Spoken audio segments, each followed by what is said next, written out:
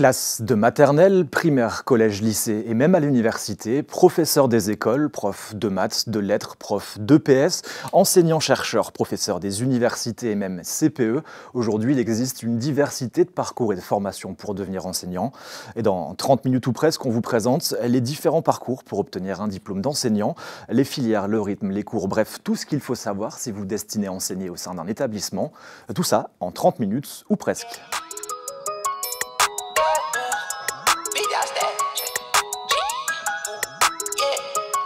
Et pour en parler, deux invités avec nous sur ce plateau, Éric Tisserand, Étienne Schneider, bonjour, merci d'être avec nous pour cette émission. Vous allez nous présenter pendant une quinzaine de minutes le contenu, un petit peu tout ce qui est possible, faisable de faire pour devenir un petit peu enseignant. Un PDF a été spécialement prévu. Éric, vous êtes directeur adjoint INSPE chargé des études et des formations MEF, un métier de l'enseignement, de l'éducation et de la formation. À vos côtés, Étienne Schneider, Étienne, vous êtes responsable de la pré-professionnalisation à destination des étudiants de licence. Donc dans un premier temps, vous présentez la thématique, je vous poserai quelques petites questions, et puis dans un deuxième temps, je vous propose un moment d'échange autour de questions que peuvent se poser lycéens, lycéennes et étudiants pour devenir enseignants. Pour l'heure, Étienne, Éric, c'est à vous. Moi j'ai une petite question tout simplement pour commencer. Je suis élève de terminale, je me destine à devenir enseignant. Quel parcours, quelle formation suivre, un petit peu premier, deuxième degré pour justement se préparer à ce métier? Parfait. Je présente un premier dispositif, le cursus que peuvent suivre des étudiants. Donc en fait, un étudiant qui sort du baccalauréat, il est ici. En fait, cet étudiant qui a son baccalauréat va postuler dans une licence. Il faut donc entrer dans une licence et suivre un cursus de licence, première année de licence, deuxième année de licence, troisième année de licence. Et si possible, dans ces cursus de licence, suivre des modules de pré-professionnalisation au métier de l'enseignement. Pré-pro, PPPE, c'est ça? Alors, j'y reviendrai un tout petit peu plus tard. La pré-professionnalisation, en fait, ça englobe plusieurs choses sur lesquelles on reviendra un tout petit peu plus tard. Ça peut être des modules faits à l'université ou ça peut être une licence particulière dont on parlera tout à l'heure. En fait, une fois qu'on a obtenu sa licence, il faut postuler dans un master. On peut postuler à plusieurs types de masters, mais le parcours idéal et le parcours type qu'il faudrait suivre, c'est d'entrer dans un master MEF. Suivant la destinée que l'on va avoir au point de vue professionnel, il y a trois grands types de master MEF que l'on peut suivre. Le premier type, si on veut aller vers le professorat des écoles, c'est de suivre un master MEF premier degré. Le deuxième type, si on veut devenir professeur dans le secondaire, c'est un master MEF second degré. Et enfin, si on veut devenir CPE, on va aller vers un master MEF encadrement éducatif. On va faire une première année de chacun de ces masters, suivant ce qu'on a choisi. Ensuite, on va rentrer en deuxième année de master. Et après cette deuxième année de master, il faut d'une part valider son master, donc obtenir le master MEF, mais en même temps, en deuxième année, il faut passer les concours si on veut gagner l'éducation nationale, de recrutement à l'éducation nationale. Et ensuite, on est recruté en tant que professeur stagiaire. Et après ceci, on intègre l'éducation nationale de façon définitive et pérenne. On reviendra sur les concours dans quelques instants. Donc il faut forcément valider. On passe par la licence, ensuite le master pour devenir enseignant, tout simplement. C'est ça. Une chose sur laquelle je tilte, la mention 3 pour être CPE. Un CPE, c'est un prof? Un CPE n'est pas un prof. Un CPE est une personne qui a des missions d'encadrement. Donc, en fait, il est intégré à l'équipe de direction et il est amené à devoir gérer l'ensemble de la communauté éducative et les élèves. Et donc, il n'est pas enseignant. Mais néanmoins, il doit suivre des enseignements de Master MEF. Et donc, les enseignements de Master MEF ne vont pas le préparer à la pédagogie et à la didactique, mais vont le préparer à encadrer des élèves, à gérer des élèves, à assurer le lien entre les enseignants et les élèves, assurer le lien avec les parents. Donc, en fait, c'est une formation spécifique qui n'est pas axée sur la pédagogie et la didactique. Hop, donc on a vu ça, les licences, le passage des licences. Alors très rapidement, l'organisation d'un master MEF, je ne vais pas m'étendre, ça figure sur le visuel. Nous avons donc des semestres, il faut valider chacun des semestres de master MEF, donc tout au long des 2 années. Et en fait, la particularité des master MEF, c'est qu'il y a des stages qui sont prévus. un stage par semestre en première année qui est un stage de pratique accompagné, donc dans une classe où on va observer et pratiquer sous la tutelle d'un enseignant. Et en deuxième année, un stage où on va être beaucoup plus longtemps dans une classe, où on va parfois être en responsabilité d'une classe, on est nommé et rémunéré pour être en responsabilité d'une classe, ou sinon on reste dans la classe d'un enseignant titulaire et on suit cette classe ou ces classes d'un enseignant titulaire pendant un moment. Et la particularité donc de ceci, c'est qu'en dernière année, il faut valider le master, mais en même temps, il faut passer vers le mois de mars-avril les épreuves écrites des concours et vers le mois de mai-juin les oraux des concours. C'est-à-dire qu'il faut avoir les deux choses, il faut à la fois valider le master et en même temps, si on veut travailler dans l'éducation nationale ou dans le privé, valider les concours qui permettent de devenir enseignant ou CPE. Juste sur les concours, on y reviendra dans quelques instants aussi, hein, mais c'est quoi un petit peu les épreuves pour les écrits, par exemple? Alors, pour les épreuves d'écrit des concours, en fait, ils sont tous formatés de la même manière désormais. On a, grosso modo, hein, je vais prendre l'ensemble des concours, je ne vais pas aller dans les subtilités d'un concours à l'autre. On a une épreuve écrite qui est plutôt de nature disciplinaire, et on a une épreuve écrite qui est plutôt de nature à la fois disciplinaire et pédagogique didactique, c'est-à-dire qu'il faut montrer ses capacités à pouvoir enseigner. Dans certains concours, il y a une épreuve supplémentaire disciplinaire, mais en général, c'est 2 épreuves à l'écrit. Ensuite, aux oraux, on a une deuxième épreuve, on a 2 épreuves, excusez-moi. Un oral de nature pédagogique et didactique, c'est-à-dire qu'en fait, il faut concevoir des séquences, des séances d'enseignement et montrer qu'on est capable de concevoir des dispositifs d'enseignement. Et il y a un oral qui est un entretien, qui est plutôt, qu'on pourrait qualifier comme un entretien d'embauche. C'est devant les membres du jury, on doit faire état de sa motivation, présenter sa motivation, le cursus qu'on a suivi, justifier ce cursus et ensuite se projeter dans le métier en termes de valeurs, de principes, de fonctionnement. D'accord. Hop, le master MEF. Mais, sur ce master, vous disiez, voilà, à partir de ce moment-là, on peut faire des stages. Je suppose que, peut-être que Étienne y viendra aussi, hein, on doit forcément attendre le master pour faire des stages ou on peut déjà commencer à faire de l'observation dès la licence peut-être? Alors on peut déjà faire de l'observation dès la licence, c'est-à-dire qu'il y a plusieurs licences qui peuvent être retenues et choisies par les étudiantes et les étudiants qui seraient intéressés pour devenir enseignants, soit dans le premier, soit dans le second degré. Déjà, il y a des licences qui sont plutôt orientées premier degré. C'est le cas de la licence, les licences en sciences de l'éducation. Hein, c'est quand on veut devenir professeur des écoles. On peut aussi retenir qu'on veuille aller dans le premier degré, donc en tant que professeur des écoles, ou dans le second degré en tant que professeur de collège et de lycée. On peut choisir une licence disciplinaire, en fait. Hein, une licence de maths, une licence de lettres, une licence d'histoire, etc. À côté de ça, il y a un nouveau parcours, mais peut-être qu'on en reparlera un peu plus longuement après, hein, un nouveau parcours qui s'appelle parcours de professeur des écoles. Voilà. Très bien. Alors, Eric, on revient à vous. Peut-être pour reprendre un petit peu les choses par rapport à des questions que se posent souvent les étudiants, c'est l'amont du master, c'est on a mis précédemment qu'on devait entrer dans une licence, la question est de savoir quelle licence choisir stratégiquement par rapport à son projet de carrière ou son projet professionnel. Alors, il est assez clair que si on veut devenir professeur de collège ou de lycée, et je rajouterai à ceci que si on veut devenir professeur d'université ou maître de conférence à l'université, il faut choisir la licence de la discipline vers laquelle on doit aller. Donc, il n'y a pas à tergiverser. Je veux devenir prof de lettres ou je veux devenir enseignant-chercheur en lettres, je fais une licence de lettres. Je veux aller vers les mathématiques, je fais une licence de maths. Donc là, il faut choisir une licence disciplinaire. Lorsqu'on veut devenir CPE, comme on l'a dit précédemment, on doit travailler des choses qui ne sont pas de la pédagogie de l'enseignant et qui relèvent plutôt de tout ce qui est sciences humaines et sociales, psychologie, sociologie, sciences de l'éducation. Donc, il est conseillé de suivre des licences de ce domaine, du domaine qu'on appelle SHS à l'université, qui correspond aux sciences humaines et sociales. Si on veut devenir professeur des écoles, alors là, le panel est plus large, en fait. Il n'y a pas une voie unique pour devenir professeur des écoles. On peut choisir une licence disciplinaire. Je ne sais pas, un élève qui est en terminale a encore envie d'approfondir les sciences de la vie, par exemple. Tout en voulant devenir professeur des écoles, il a envie d'aller encore un peu plus loin dans cette discipline. Il choisit de faire une licence de sciences de la vie. Et après, on expliquera qu'il faudra qu'il choisisse certains modules qui vont le professionnaliser au métier de l'enseignement. Donc, on peut choisir une licence disciplinaire.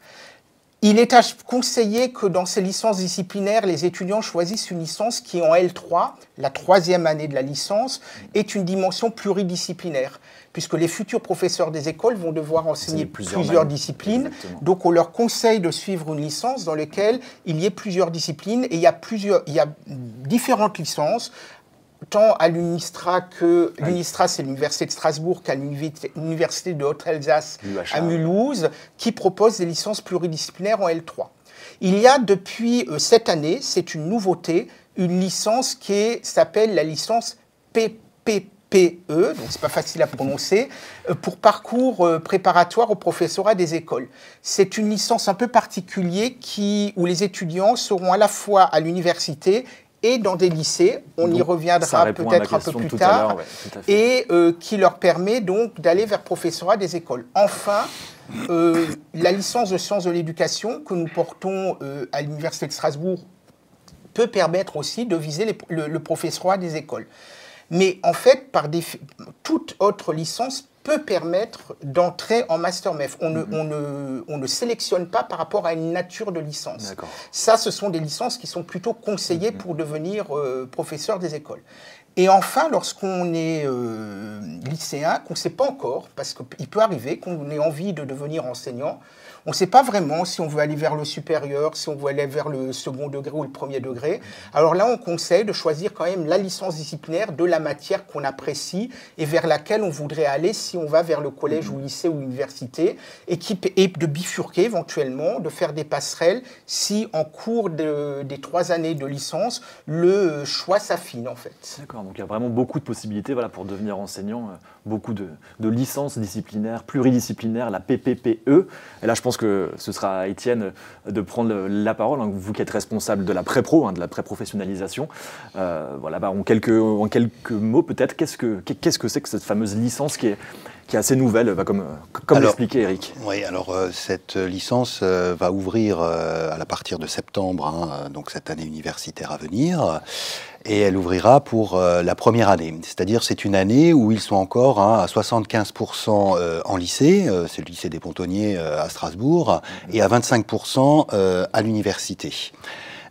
L'idée dans cette première année, c'est qu'ils gardent quand même une assise scientifique importante sur la plupart des disciplines qui sont enseignées dans le premier degré, maths, français, les sciences, l'histoire géo, etc. Et donc qu'ils aient vraiment une base très solide, à la fois dans la perspective d'enseigner ces disciplines par la suite, mais il y a aussi, même si on est encore en première année de licence, il y a l'idée du concours, même s'il est encore éloigné, qui finalement se prépare déjà très tôt pour ces étudiants. Et l'idée aussi, c'est de les mettre en stage dès la première année de licence, donc en école, dans les différents cycles du premier degré, à raison de 3 semaines à l'année. D'accord. Voilà. C'est une sorte de petite révolution finalement pour cette année, parce qu'avant, on ne pouvait pas mettre un pied dans un établissement avant d'entrer en master.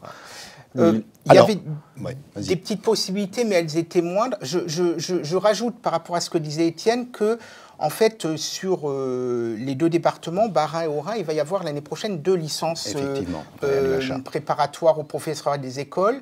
Il y a une licence, en fait, qui va être proposée avec l'Université de Strasbourg et la faculté de chimie. En fait, la particularité de ces licences, c'est que les étudiants, comme le disait Étienne, sont à la fois une partie de leur temps dans un lycée, le lycée des Pontonniers, et pour Strasbourg, et à d'autres moments à l'université.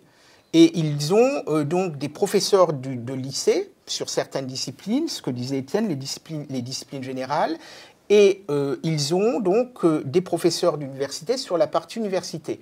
Et à Strasbourg, donc, il y a un montage où ils vont suivre une licence qui est une licence plurisciences portée par la faculté de chimie. Donc en fait, l'ambition de cette licence, avec le lycée des Pontonniers, c'est d'avoir un pilier linguistique, notamment la langue allemande, et un pilier scientifique. Et les étudiants donc, vont être toujours à cheval entre la licence le lycée des Pontonniers, excusez-moi, et la faculté de chimie. Et dans les années suivantes, ils vont être de plus en plus à l'université, de moins en moins au lycée des Pontonniers. En première année, c'est 75%, 25%, puis après c'est 50-50, et après c'est 25% au lycée et 75% à l'université. Et c'est vraiment quelque chose qui est vécu comme une vraie préparation. Hein. C'est l'objectif que d'être une vraie préparation vers le métier des professorats de l'école. Et à Mulhouse, avec l'UHA, ça sera dans une licence d'histoire que ce parcours sera proposé. On va continuer à évoquer ce nouveau parcours et notamment cette licence, hein, donc 75% au lycée, 25% à l'université. Voilà, je vois un petit peu la suite. La licence 2, finalement, on continue un petit peu sur le même rythme. Hein. 50-50, avec un peu plus de place pour l'université. Et après, vraiment, en troisième année de licence, 75% à l'université et plus que 25% au lycée. L'idée étant à la fois... alors bien sûr, c'est porté par la chimie, par la faculté de chimie. Donc l'idée étant quand même de délivrer une licence scientifique, ça c'est important, avec, comme tu le disais avant Eric, cette touche ou cette note linguistique. Et après, vraiment, de les outiller de plus en plus par des stages beaucoup plus longs, dont d'ailleurs en L3, un stage qui est prévu même à l'étranger, dans l'acquisition de leurs compétences professionnelles, c'est-à-dire qui seront après exigées en master et lors des écrits, des épreuves d'admissibilité et des oraux, les épreuves d'admission du CRPE. Qu'est-ce que ça... Bon, on voit concrètement ce que ça apporte, mais pourquoi cette petite révolution finalement? C'est qu'il y avait un manque peut-être de formation, d'observation, ça arrivait peut-être tardivement. Pourquoi dès la première année, maintenant, on peut directement avoir les deux pieds dans un établissement? Qu'est-ce que ça change finalement dans le parcours pour devenir enseignant, cette fameuse licence? Qu'est-ce qu'elle apporte? Je pense, en fait, il ne faudrait pas penser qu'il n'y avait pas de possibilité d'aller en école et d'aller en collège-lycée durant la licence.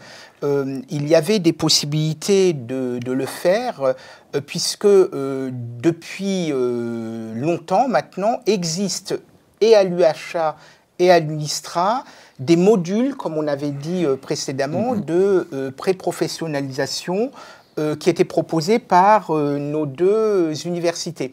Donc les étudiants se préparaient à ce métier, donc Étienne peut en dire deux mots, il faisait des stages. Tout à fait. C'est-à-dire qu'auparavant, au sein des licences disciplinaires des deux universités, il était possible pour les étudiants, via les maquettes et les guides destinés aux étudiantes et aux étudiants qui s'interrogeaient et qui s'intéressaient quant à ces métiers, eh bien d'aller prendre des UE, souvent des UE optionnels, dans le parcours de pré-professionnalisation qui existait il existe depuis une quinzaine d'années, il me semble.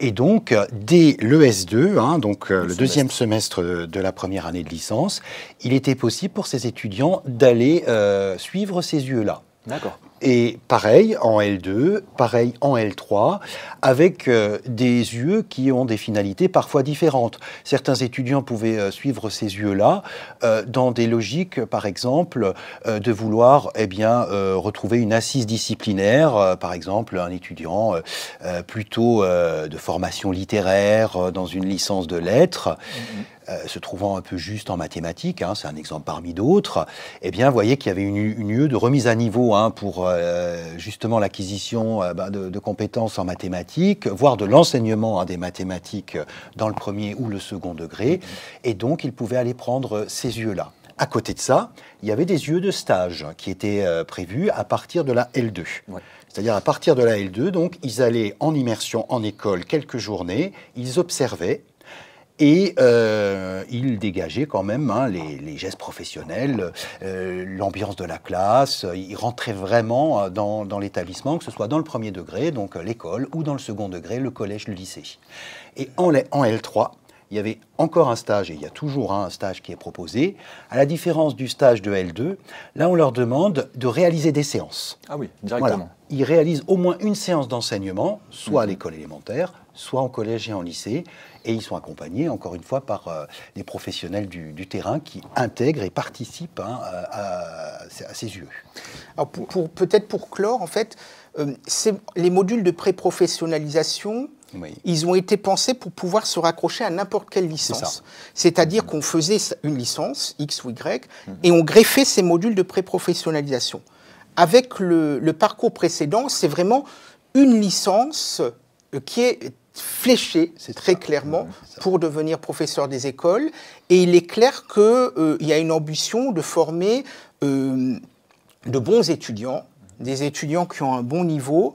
Et il y a une ambition, très certainement, de cette licence, c'est pouvoir former disciplinairement, dès le départ, des étudiants qui sont plutôt d'un bon niveau pour essayer effectivement un peu plus d'alimenter le professorat dans le premier degré. Donc en fait, la grande différence, c'est que là, c'est extrêmement fléché, c'est une licence qui est très organisée, elle a d'autres débouchés, hein. Toute licence doit avoir d'autres débouchés que uniquement professorat des écoles, alors que les modules dont on parlait précédemment, c'était plutôt des modules qui complétaient en fait des licences existantes. Et cette licence a quand même un niveau d'exigence qui sera relativement élevé en termes de quantité de travail, de volume horaire des formations, etc. Et elle est plutôt destinée à de bons lycéens. D'accord. Pour revenir et puis terminer sur cette PPPE, hein, Étienne l'a présenté. Première année en licence 1, 75% dans le lycée, 25% à l'université. Qu'est-ce qu'on y fait dans le lycée et qu'est-ce qu'on y fait à l'université? Je suppose que c'est complémentaire, les formations et les contenus, mais voilà, est-ce qu'il y a, concrètement, qu'est-ce qu'on peut faire quand on est au lycée et qu'est-ce qu'on fait quand on est à l'université dans cette... Alors, au lycée, hein, on va vraiment être autour d'une remise finalement à niveau, hein, au niveau des disciplines scientifiques. Hein, le cahier des charges, d'ailleurs, est très précis. Hein, c'est-à-dire que les collègues qui vont intervenir dans cette licence du côté lycée, hein, en maths, en allemand, non, pardon, il n'y a pas de langue. Si, allemand, pardon. Mais en maths, en lettres, en histoire, dans les sciences, voilà, ils ont un programme qui a été fixé ministériellement, donc il y a un cahier des charges qui est très très précis, très très cadré. Donc c'est vrai que ça ressemble un petit peu à une classe préparatoire un peu généraliste. Voilà. C'est-à-dire que toutes les disciplines, à raison entre 2 heures et 4 heures par semaine, sont travaillées avec ces étudiants parce qu'ils vont devoir l'enseigner hein, après, déjà pendant le master, hein, mais surtout après quand ils seront lauréats des concours en tant que fonctionnaires stagiaires hein, et donc enseignants, professeurs des écoles. Et la partie universitaire, voilà. Hein, pour rebondir, c'est pour donner justement la dimension universitaire de la licence. Donc il y aura par exemple de l'initiation à la recherche, puisque c'est la définition même d'une licence que d'initier des étudiants à la recherche. Il y aura des éléments de professionnalisation.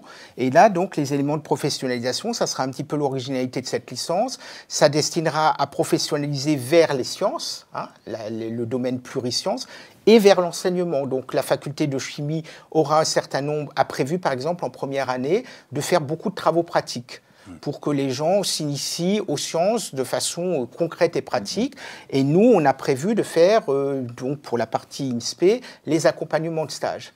Et après, petit à petit, la part disciplinaire des collègues du secondaire dans toutes les disciplines à l'école diminue un peu, et la faculté de chimie a des UE un peu plus importants. Donc ils auront un peu plus d'UE de nature scientifique, universitaire, avec toujours la logique de pré-professionnalisation qui sera portée par l'INSPE. Et en fait, l'objectif, c'est d'avoir des étudiants qui, à la fois, soient de bons scientifiques, mais pas uniquement fléchés chimie, hein, puisque nous manquons dans l'enseignement du premier degré d'enseignants qui sont d'origine scientifique. La grande majorité des enseignants viennent de disciplines non scientifiques, et là, il y a quand même l'idée aussi d'avoir un certain équilibrage par rapport à ça. Et à l'UHA, ça sera exactement la même chose, mais sur la partie histoire, c'est-à-dire que les étudiants sortiront de cette licence en ayant travaillé toutes les disciplines enseignées à l'école, plus ils pourront prétendre à aller dans un master d'histoire par la suite. C'est-à-dire qu'en fait, ils auront vraiment les deux valences, professeurs des écoles, mais aussi la valence de la licence disciplinaire dans laquelle ils sont. C'est ça. Parfait. Bah, écoutez, merci. Juste pour terminer, on ne l'a pas encore évoqué en quelques mots, le label Devenir enseignant, c'est quoi, pour qui, qu'est-ce que c'est? L'idée, c'est que par rapport à toutes ces offres, hein, pour quelqu'un qui n'est pas intégré finalement dans tous ces parcours, c'est peut-être difficile à suivre. Hein. Au fur et à mesure des années, hein, en plus avec cette dernière offre, hein, le parcours préparatoire au professorat des écoles, finalement, le lycéen ou même le première année en licence, il peut se poser beaucoup de questions et il peut se dire, voilà, qu'est-ce que je vais pouvoir suivre?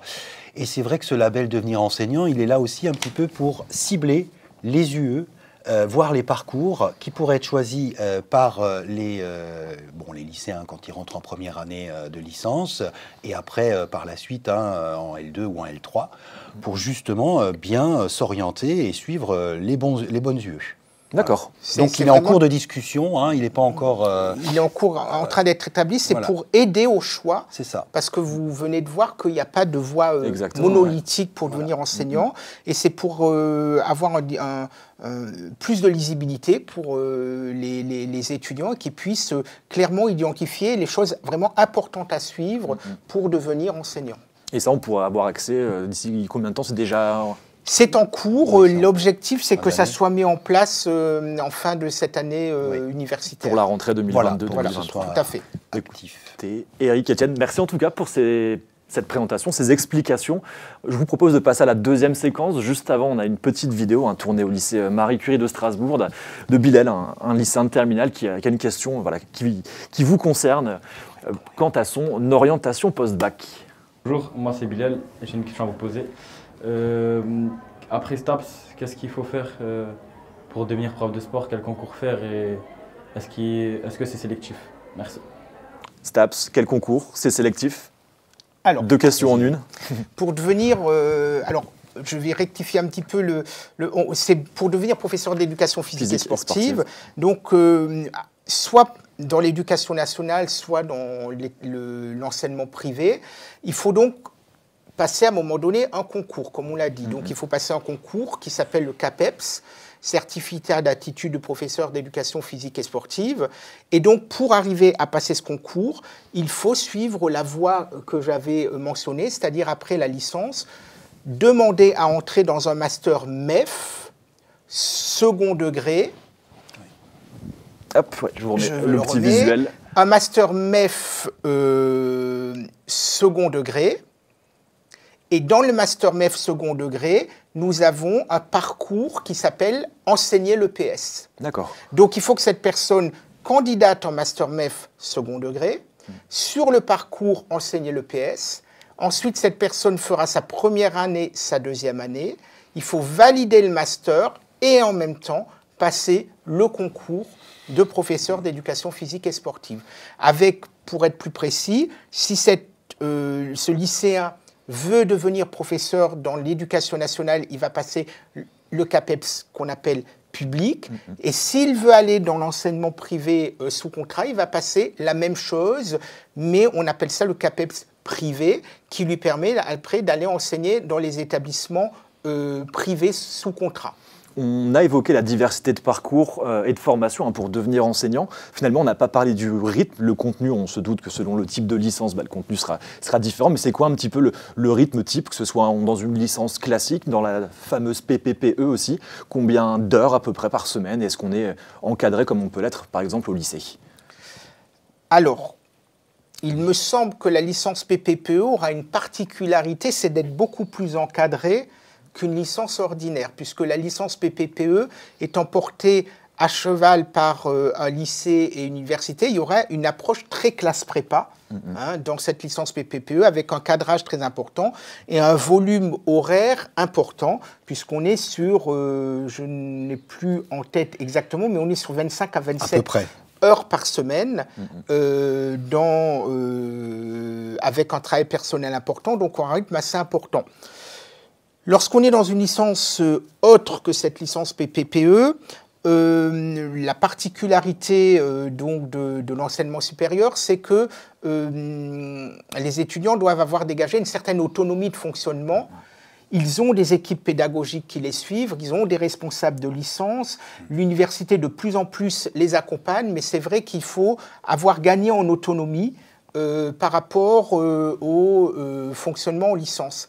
Après, en termes d'exigence, chaque licence est exigeante, mais entre une discipline comme les mathématiques, les arts plastiques, etc., elles ont toutes des exigences, un niveau de travail important à fournir.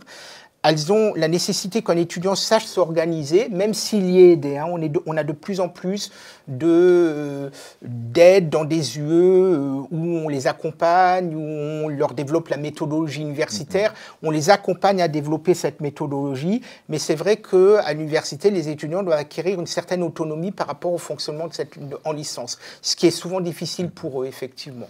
On a évoqué à plusieurs reprises déjà le fameux concours à l'issue du Master 2 pour devenir enseignant. Est-ce que l'AGREG, le CAPES sont aussi deux autres concours? Est-ce que ça fait partie de ce concours-ci? Est-ce que c'est absolument nécessaire pour enseigner d'avoir le CAPES, l'AGREG? Et qu'est-ce que ça permet peut-être? C'est un plus? On peut enseigner sans CAPES, sans AGREG? Alors, dans le schéma que j'avais mentionné, le concours dont on parlait, c'était principalement les concours CAPES ou CRPE, concours de recrutement de professeurs des écoles, qui permettent donc de devenir professeur du secondaire ou professeur du premier degré. Donc ces concours sont importants et nécessaires lorsqu'on veut enseigner dans l'éducation nationale et lorsqu'on veut enseigner dans le privé sous contrat. Il existe un troisième concours pour le second degré qui s'appelle l'agrégation. Sans rentrer dans les détails, c'est un concours donc, pour pouvoir devenir professeur de collège et de lycée avec des exigences scientifiques plus importantes et qui permettent aux personnes de devenir professeurs de collège et de lycée comme les certifiés, mais avec une rémunération supérieure et un volume horaire moindre. Et ces personnes ont plutôt vocation à enseigner plutôt en fin de lycée et au début de l'université. Et en fait, ces concours permettent de pouvoir travailler avec une certaine sécurité de l'emploi et d'être recruté donc par les instances. On peut bien évidemment devenir enseignant sans passer les concours. L'éducation nationale, l'enseignement privé, l'université recrutent des contractuels régulièrement. En gros, les concours permettent d'accéder à ce qu'on peut qualifier d'un CDI, contrat à durée indéterminée. On a une sécurité de l'emploi et on est stabilisé sur sa profession. Lorsqu'on est contractuel, c'est comme un CDD, c'est-à-dire que c'est sur des durées plus courtes, c'est plus précaire et c'est moins bien rémunéré. Donc les concours sont quand même la voie qui permet d'accéder aux meilleures conditions pour devenir enseignant, avec notamment aux meilleures conditions de rémunération. Vous mettez le point justement sur un point important, la rémunération. Quelle est-elle? Alors je suppose que ça dépend du peut-être premier, second degré du concours. Et Eric l'a mentionné, on gagne combien quand on commence, quand on est jeune prof et on est fonctionnaire, stagiaire, voilà. Alors, peut-être réparer quelque chose qui est... on pense souvent que les professeurs des écoles gagnent moins que les professeurs du second degré. C'est faux. Ça fait depuis assez longtemps désormais que les rémunérations des professeurs du premier degré et des professeurs du second degré qui ont le CAPES sont les mêmes. Lorsque on débute sa carrière en tant que professeur des écoles et professeur du second degré, on est grosso modo sur un salaire d'environ 1 850 € brut, ce qui fait à peu près 1 600 € net. Et on finit en toute fin de carrière à environ 4 500 € brut, 3 600 € net. Les professeurs agrégés, dont j'ai parlé tout à l'heure, sont rémunérés un peu plus puisqu'ils commencent avec un salaire de 2 100 € brut et finissent à 5 000 € brut. Depuis quelques années, comme le début de carrière était estimé pas assez rémunérateur, il ne faut pas se le cacher, la France est un pays où les débuts de carrière des enseignants ne sont pas suffisamment payés. Le ministère de l'Éducation nationale a mis en place un système de primes. Il y a plusieurs primes qui sont proposées aux étudiants, prime d'installation, une prime d'entrée dans le métier, etc., etc. Et ces primes permettent d'augmenter à peu près de 300 € le début de carrière. De rehausser un petit peu le salaire. Voilà. On a évoqué le CAPES, l'AGREG, la rémunération. à quoi faut se préparer finalement quand on est au lycée? Ce sera une de mes dernières questions. Hein. Je suis lycéen, je me destine à être enseignant. Peut-être un conseil, c'est quoi? C'est savoir quelle matière on souhaite enseigner, partir un petit peu de ce qu'on aime faire? Oui, c'est ça. Je pense que en fait, vous donnez la bonne réponse d'une certaine manière. Tout dépend encore si l'idée a déjà fait un petit peu son chemin entre le premier et le second degré, comme on le disait tout à l'heure. Mais c'est vrai qu'il faudrait laisser à cette lycéenne ou ce lycéen la possibilité de poursuivre s'il n'est pas encore sûr ou elle n'est pas encore certaine d'elle-même ou de lui-même dans une licence disciplinaire, surtout quand il y a une hésitation peut-être entre le premier et le second degré, et donc de s'accorder quand même un petit peu de temps aussi, hein, surtout que, vu ce qu'on a présenté tout à l'heure, il y a plusieurs possibilités vraiment, après la L1, en L2, en L3 encore, de raccrocher finalement au train. Il y a des passerelles qui sont tout à fait des passerelles. Possibles. Maintenant, si on a son idée déjà dès le départ, je veux devenir professeur des écoles, eh bien par exemple, je vais peut-être demander, faire mes vœux, passer par Parcoursup et demander la PPE dont Eric a parlé tout à l'heure. Et j'ajouterai un dernier point sur cette PPE, c'est vrai que par rapport aux conditions de travail, ils sont que 25. Et c'est vrai que, par exemple, je suis dans une licence, je ne sais pas, moi, de lettres en première année, ils sont 200, 300, alors après, ils sont moins nombreux dans les TD, et puis il y a les responsables de parcours, ou des fois les tuteurs ou les modulateurs qui existent, et qui peuvent accompagner et aider les étudiants.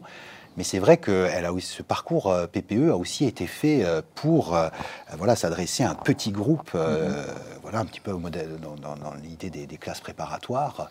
Et c'est vrai que là, ils sont vraiment encadrés de manière très efficace, j'ai envie de dire, puisqu'ils sont que 25. Je rajouterai juste un point très rapidement par rapport, en étant lycéen, je suis lycéen, je veux devenir professeur du second degré d'une discipline précise. Il est évident qu'il faut faire les choix de spécialité, d'option et de spécialité de la discipline que l'on a choisie et d'essayer d'obtenir les meilleurs résultats possibles de la discipline choisie et des disciplines voisines. Si mon objectif est de devenir professeur des écoles, il faut quand même que j'ai en perspective que les deux fondamentaux de l'enseignement dans le premier degré sont l'enseignement du français et des mathématiques. Donc il est quand même assez important de travailler ou de continuer ou de maintenir un bon niveau dans ces disciplines. Quand je dis un bon niveau dans ces disciplines pour le premier degré, on attend d'un professeur du premier degré qui doit être polyvalent, donc qui doit maîtriser plein de disciplines. On ne peut pas lui demander d'être un crack dans toutes les disciplines, ça c'est clair. Par contre, il faut qu'il ait un niveau solide, notamment en français, en mathématiques, qu'on va estimer à un niveau de seconde à peu près dans ces deux disciplines pour pouvoir les enseigner à des élèves du premier degré. Donc ça peut aussi un peu orienter les choix qu'on a en tant que lycéen. Eh bien, ce sera le mot de la fin, le choix pour les lycéens. Eric, Étienne, Eric, merci d'avoir été avec nous. Merci pour vos explications. Voilà, on a présenté on a longuement présenté la diversité de parcours, de formation et notamment cette fameuse nouvelle licence PPPE. J'espère qu'on a répondu à vos questions. On vous dit à très vite sur Noria TV.